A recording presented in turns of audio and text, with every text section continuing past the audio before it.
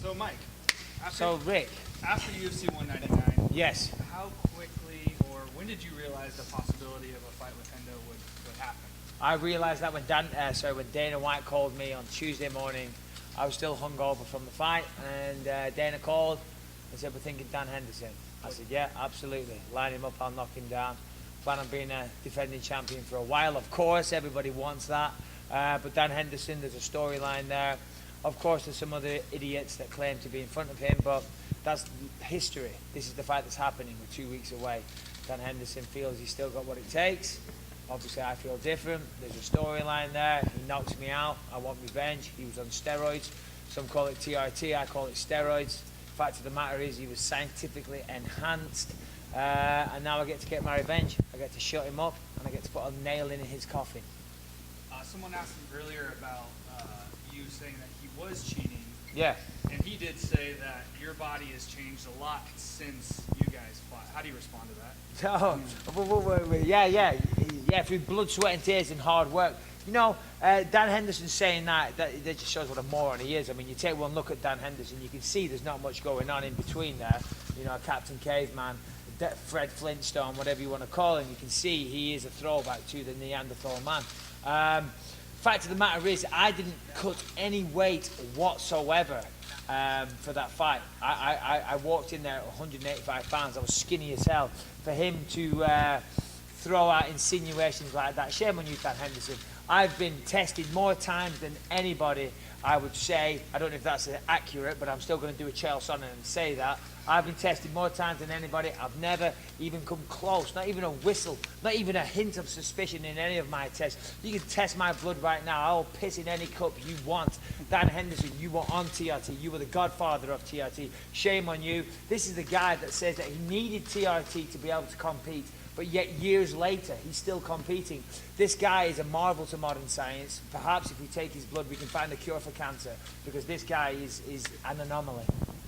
How did it feel when you heard that the pay-per-view sold out in a matter of minutes? You're talking about ticket sales. Allow me to correct your question. Yeah, the ticket sold out in 6 minutes. I believe that's a UFC record. What was the last big UFC event? It didn't sell out, I know that. Yeah, what was it, 202? That didn't sell out. This one sold out in 6 minutes, and the fight's happening at 5 o'clock in the morning. So, yeah, I mean, of course, that's... it's mind-blowing. It's mind-blowing, and it brings pressure. I remember when I first heard that, because I was kind of nervous about the arena selling out, because it's such a crazy time for a fight to happen. But, you know, it did. It sold out 6 minutes, and then I was like, oh, shit, wow, this is real. You know, I mean, there's a lot of people coming, and they want to see me win. So that brings pressure. So you're fighting at 5 a.m. When are you arriving in the UK, and how are you going to prepare for that? Yeah, I'll leave a week on Saturday. I'll land there on the Sunday, 6 days before the event. Easy peasy. I'll just stay on California time. It's easy, you know. I mean, fortunately, all I got to do is to be a lazy bastard and get out of bed around 1 o'clock in the afternoon. It's not hard, is it? I just got to lie in every day. You know, come on, we can all do that. So it's not hard. And really, we're not going to be tired at 5 in the morning. No one's going to be yawning and going, oh, I'm really tired. No, because we're stepping into an octagon. The adrenaline will be going crazy. And of course, my opponent is doing the same thing as well. So all good. I just think there'll be more fights in the crowd than what there will be in the octagon. You talk about pressure. Is that pressure because you're defending your title in front of your home fans? Do you feel like you have to perform, otherwise they'll be disappointed at you? Yeah, absolutely. You know, I mean, of course, you know, I wanted to be champion for a long time. I've achieved that. You want to be a defending champion, and now I'm doing it in my hometown. So yeah, of course, it brings massive pressure. You know, you don't just want to be one and done. I don't want to be a guy that wins the belt and loses it in the first defense. Nobody wants that, you know, and certainly against a guy like Dan Henderson, who owns a victory over me already, I don't want him to be the guy that beat me at UFC 100. That took my belt off me, you know what I mean? That brings pressure. So, yeah, but fortunately I thrive under the pressure. You just got back from England. What was the highlight of your trip? You took the belt back, you were showing it Yeah. off to fans. What was the highlight? Oh, you know, to be honest, it was, just going out there and meeting the British public, to be honest. We went to a mall, a shopping centre, I should say, for the English masses. We went to a mall and did an appearance there, and the turnout was incredible. There were thousands of people there. And the things that people had to say to me were just, it was incredible. It brought a tear to my eye, you know. I mean, the things that people, the amount of people that came over and said, I cried when you won the belt, and I just couldn't believe it. I'm like, why are you so emotionally invested in my fighting? So, yeah, it was crazy, and hopefully I get to repay some of that loyalty. Did you hear from the fans at all what their thoughts were of having it so early in the morning?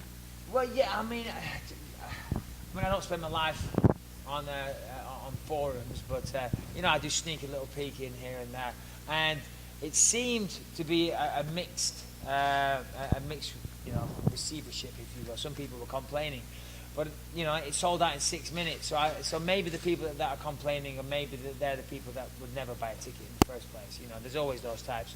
Of course, I would have liked it for the UK to be on at prime time. You know, that's what I'd like. In my next one, hopefully we can do that. But also, you got to understand the economics of the situation. It is a business. It's a pay-per-view fight, which is predominantly driven by the US market. You know, so unfortunately, they are the circumstances, and I think the support is still there. As I said, sold out 6 minutes. That's got to be a record.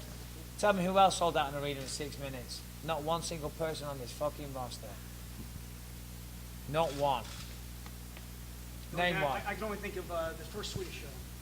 I believe it sold out in 4 minutes. All right, well, apart from that one. Apart from that one. But that was the first time in Scandinavia. Yeah, shut up. Just eradicate that from your tape. Jesus Christ, Wade, I thought we were friends. Just keeping you honest. Yeah, no, that's good. Good for you. Step into my office. Any more? What's it been like, wearing the belt around, just having it, wearing it, being able to just carry it around wherever you go? Yeah, well, I don't really do that. I mean, as Wade asked, I went to England, with the UFC, and we did a little tour. Other than that, it's I've got a little spot for it at my house. It sits there. It looks good. It brings a smile to my face now and again when I look at it. But really, life hasn't changed. I mean, if life had changed, then that would be a cause for concern. I say it all the time. Sun still goes up, still comes down. I still got 3 kids and a wife. It's still business as usual. Still got to train. My kids still give me a hard time. Nothing's changed. If anything, it just made things harder because everybody wants to take that belt. So I've got to work harder. But yeah, it's nice. It's reassuring. It's a nice compliment. If I want to give myself a nice pat on the back on occasion, I can look up at that and say, oh yeah, you did good there. But unfortunately, there's still someone waiting in line to try and knock me out and take it. Getting it was your goal for so long. Sure. Was it tough afterwards to say, all right, now I have to reassess and come up with something new to kind of shoot for? Well, no, of course. I mean, when you get the belt, of course, that opens doors and generates bigger paydays. And that's why we all do this as professional fighters. We want to get in and make as much money as possible. So it wasn't a case of trying to find new goals. It was just a case of, okay, let's try and capitalize on the situation. Trying to hang on to it for as long as possible. That's what we all want to do. Michael, at UFC 100, so many people seem to take joy in. Yeah, there you are. Oh, yeah. So many people seem to take joy in your knockout loss. Yet in June, so many people celebrated you winning the title. How do you explain the fans' reaction to the difference? To be honest, I mean, Dana White once said to me, "See, if you don't want to look like a dick on TV, don't act like a dick on TV," which is pretty self-explanatory. But because I was about to blame some stuff on the editing, but Dana did say that, which is wise advice for anybody that ever does reality TV. But I mean, the whole thing was USA versus UK. So maybe I came across as a little anti-American, which isn't the case. Of course, did I talk a little bit of smack here and there? Of course I did. So the storyline going into it was the cocky Brit versus, the nation of America and whatnot. And, that's all well and good. You always need a good guy and a bad guy. And I got knocked out, and good for him, But, I got a chance to redeem that. Speaking of Rockhold, any thoughts on Rockhold versus Jacare? Not really. To be honest, I think Jacare knocks him out. I don't think Rockhold's got a chin. I think once you get past his kicks, he's not all that. He's good on the ground. I think his hands are poor. If you go forward and you get past his kicking range, his chin's high up in the air and it's there. I showed it. To knock his head off is pretty easy. I know BJ Penn's been around training Yep. Perlo and stuff. Have you been working with him, and how's that going? Yeah, do you know what I haven't? No, I mean, BJ's been in the gym, he's been sparring at different times I've been there. So I just caught the end of some of his sessions. You know, there's a bit of a size difference in him and myself. So, yeah, no, it's nice to see BJ in the bike. That gym was designed for BJ Penn, so it's nice to see him there. But no, I haven't had the pleasure of getting tapped out of BJ now. Mike, you know Slapboard a little bit. You know, weight cutting is kind of controversial. How do you feel about that? What do you think about the situation? Well, you know, I mean, it's a shame for her, to be honest. You know, I mean, there isn't a 145-pound division in the UFC, which is where she fights. She fights at 145, and, you know, for her to be in the UFC, they've said 140. You know, I understand it from the UFC's perspective. I understand it from Cyborg. She's just too big. That's the reality of the situation. She's just too big. I know because she trains in the same gym. You know, I don't train with her or anything like that, but our paths cross, and I hear her talking to her coaches. She's been running 10 miles a day, each and every day. 6 miles in the morning, 4 miles in the evening, as well as her extra training. She's been doing everything she can to make the weight. I think the reality is she's just too big for that weight, you know. But, you know, according to Jason Perillo, she will make the weight. She'll do what's necessary, and she'll get it done. So if she does, God bless her. Good for her. Do you think there's enough women fighters at 145 to build a division around her? Oh, I don't know. I'm here to talk about what an old washed-up fool Dan Henderson is. You know what I mean? if you want to get the finer, you know, nuances on the women's landscape, maybe go talk to Dominic Cruz. Talk about He's the analyst of the year. He's the gobshite of the year. So there's 3 Fox broadcasters, including yourself, that have to bet on. Yes. What do you guys say about that? Is Fox taking over? Oh, no, it's great. You know, I mean, well, up until recently, Misha Tate was one as well, so, you know, it could have almost been 4 at one time. Yeah, it's great. You know, it's amazing. I don't know what that's down to. Maybe just a coincidence, you know, but, you know, it's good. It's good. I mean, yeah, it's great. You know, Is there a special bonus that you guys get? No, I wish there was. Listen, if anyone wants to give me a bonus, whether it be Dana, UFC, or Fox, you know my address, put the check in the mail. Now, DC and Dominic are doing a little commentating as well this week. Is that something you'd be interested in? We're going to see you doing that? Yeah, absolutely. You know, I mean, I do the analyst work. If that's something that comes along one day, then yeah, I'd love to try it. But right now, focusing on Dan Henderson. The fight is 2 weeks away, so no disrespect to DC or Dominic Cruz. I couldn't care less what they're doing right now. All I care about is making weight, being in shape, and beating Dan Henderson. You know, and I want to do it in style. I want to put on a performance that people aren't going to forget for a long time. I want to remind everybody that he was enhanced in that fight. This isn't even a rematch. I don't even see this fight as a rematch, to be honest, because the two versions of ourselves are so completely different. I'm much better, improved mentally and physically. Dan Henderson is kind of the opposite. He's not on the steroids. He's older. If you look at the body, the muscle mass that he has in that first fight compared to now, it looks like two different fighters. So it's almost unfair to call this a rematch. This is Michael Bisping 2016 versus Dan Henderson 2016, you know, because it's two completely different fights. He said after his fight he's going to have a pig roast. Do you have any plans? Well, the fight's happening in Manchester, so after the fight, well, we'll go out for a nice breakfast, I guess. I won't be going out for dinner. We'll go out for a nice breakfast. I'll go see some family. I'll go see my old mum. I haven't seen her for a while, so I'll go see my mum and dad and, you know, go back to the old little town where I'm from, see some friends, eat some food, drink some beers, fly home, do it all over again. Mike, as an analyst, taking yourself out of this fight, how would you break down this fight stylistically? You know, listen, Dan Henderson is still, you know, he's still got to be respected, 100%. I think the advantages that I feel that I have now, I had in the first fight. I feel that I'm a better striker. I feel I'm faster and all these things. I was that in the first fight, but it doesn't mean Dan Henderson's not effective. If you look at his style, he isn't a polished striker, far from it, but he's still very, very effective. Of course, I found that out firsthand. I think I'm faster. I've got the longer reach. I've got the better footwork. Dan's just tough. He's tough as they come, and he'll come forward and he'll swing. He's got nothing to lose in this fight. That makes him very, very dangerous. Kind of like my fight with Rockhold. You know, I had nothing to lose in that. Nothing. So I just went out there and swung. Fingers crossed I get the job done, and I did it. Dan Henderson can do the same, so I'm assuming as soon as this fight starts, he's going to rush me, you know, and hope that one of those shots connects. Because if they do, we all know he has the power. So, I got to be careful. I got to weather the storm to start, and be patient, pick him apart, get my rhythm, get my timing, and then as the fight progresses, look to take him out of there. But I'm very, very confident. But still, that right hand that he has, it's very powerful, and he also has good timing. He has very, very good timing with it, and a lot of experience. And one thing about Dan, he will never quit. There's no quitting that guy. Unless I knock him out or the referee drags me off him, he will not stop. So, everybody knows that about Dan.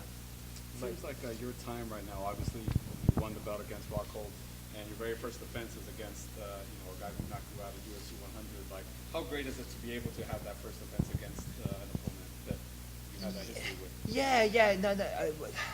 It makes it interesting. It really does. Of course, when you look at the middleweight landscape, you see there's many, there's lots of worthy contenders. There really is. But, this is interesting. The UFC came to me with the match, and I was like, yeah, absolutely. I've always wanted a rematch with Henderson. All fighters want rematches against anybody that they've lost to, so there's nothing new there. And I think with him coming off the big knockout of Lombard, which was a fantastic win, on the same event, it makes sense, and I think there was a lot of public demand for it. The UFC kind of teased it. I know Joe Rogan teased it, and the response was great. So I was like, yeah, 100%. And in Manchester, yeah, let's do it. Was it difficult juggling duties between the movie role that you just finished and training camp? To be honest, it wasn't. But so I said to myself going in, when I knew I was doing this movie, because I signed to do the movie before I signed to do the fight. So I'd signed the contract, so, I had to be there. But I said to myself, oh, it's okay. It's only 2 weeks. That'll be a blessing in disguise. If anything, it will stop me from overtraining. But of course, in theory, you think that, and then when I was there in London, I was starting to freak out. I was thinking, shit, I should be in the gym. I shouldn't be doing this. But it worked out perfectly. It was absolutely right, because I still trained whilst I was there. A trainer of mine, Darren Morris, came down, helped me in London. I'd film all day, I'd train in the evening. And it forced me to step off the gas a little bit, because I came back, and I've still got 2 more weeks. I could go right now. It's crazy. People do these 8-week training camps in MMA. There's absolutely no need for it. There's no need. People overtrain. I wish I knew now what I knew 10 years ago. It's amazing that I won so many fights, because I used to consistently overtrain. If you look at my body in the Dan Henderson fight, I'm skinny as hell. It's ridiculous. It's embarrassing, by the way, when I watched that first fight. I'm so skittish. I'm mentally, physically beaten in that fight. So, yeah. When's the last time you watched that fight? I watched it one time at the start of when the fight first got signed, and my wife was sat next to me. She was watching it, and I was like, "Oh my God, Jesus, turn this off, turn this off." Why did you watch it? It just didn't even. Well, of course, I wanted to watch it to see what happened. It was 7 years ago, but it didn't resemble me at all. I mean, I'd had many fights going into that fight, and that's not how I fight. And it was just. I was disgusted with my performance. I was embarrassed. It was horrible. We all have it, I'm sure all you guys have written shitty articles. We all have a bad night at the office. Tomorrow. Yeah. We all have bad nights at the office. That was a good night for Dan. It was a terrible night for me. What can you say? Mike, in the last fight in your belt, you didn't have time to prepare a fight for Hawk Holy, specifically for Hawk Holy. Sure. Do you think that's the lesson for this fight also? Is that more to trust about your fight? Yeah, I mean, to be honest, I've come to a point now in my career where I just focus on what I do.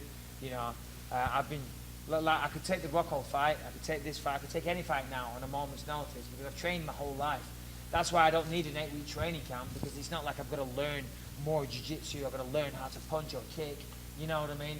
So I just focus on myself, just get ready, and hopefully do the business, hopefully get the win. So the UFC is looking for a main event for UFC 205 in New York. Yes. Things go well, no Hey, injuries, sign me maybe up, turn sign me it up. around I like and quick come turnarounds. What's the date on that? November 12th? November 12th, got it. So you know already. Yeah. It's my job to know. I'm going to be working as an analyst for that event. I can't. Hey, all right. For the record, if they want me to fight again at UFC 205, I'll do it. If they want me to fight at 206, I'll do it. I've said it before. I'll say it again. Half of the roster on this, half of the UFC roster are pussies. Okay, I'll fight anyone, any place, anytime. I stick to that. And if you want to pay me again in a few weeks' time for the same training camp, I'm your man. You're talking about being an analyst. What are your thoughts between Tyron Woodley and Stephen Wonderboy Thompson? Interesting fight. Wonderboy's looked incredible. He's looked phenomenal. You know, it looks like, you know, it's just a very, very difficult puzzle to struggle. Of course, if you look at Tyron, though, there's an incredibly fast, powerful wrestler. If you're asking for who's going to win it, a prediction, I have no idea. I do know that Tyron Woodley said he wanted to fight me the other day, so if anything, I'll lean towards Wonderboy. I'm only kidding. I don't know. That's a great fight. I'm excited to see it.